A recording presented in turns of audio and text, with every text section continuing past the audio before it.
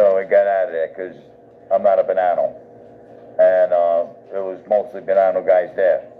So basically, I skipped out, and then months later, me and Joey had to go collect some money down at the Great Imposter, which Vinny and Sarah owned. And, you know, I still didn't know who he was.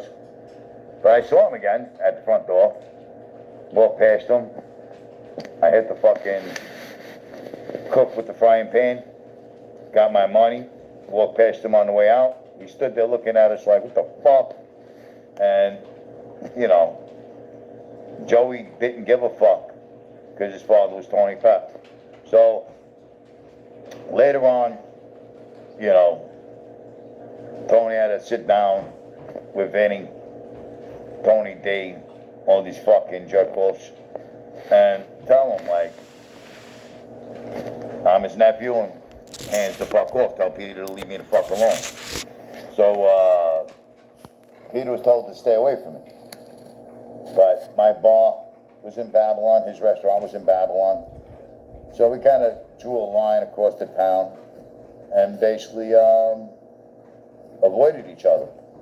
But when Vinny took Peter Pasta from Tony D, you know, Peter, all of a sudden, every word out of, you know my friend, Vinny, you know my friend, Vinny, and, you know, it got sickening after a while. And basically,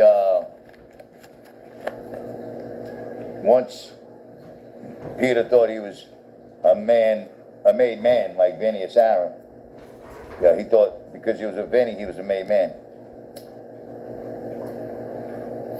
He thought he was going to get proposed. Vinny promised him a button. So, Peter was giving like $5,000 a week to Vinny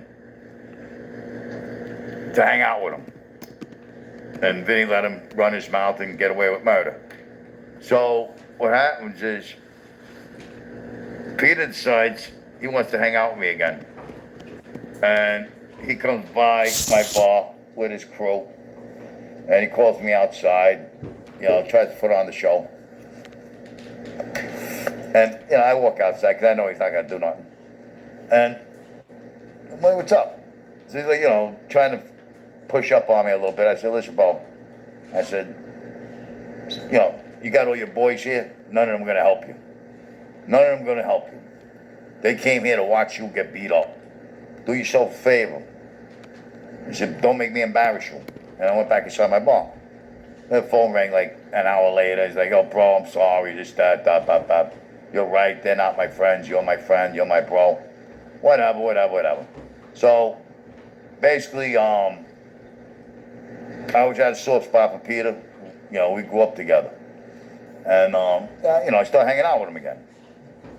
No, we're not supposed to be hanging out, but we're in Babylon. Who's going to see us? Tony Pep's not going to see me hanging out with him.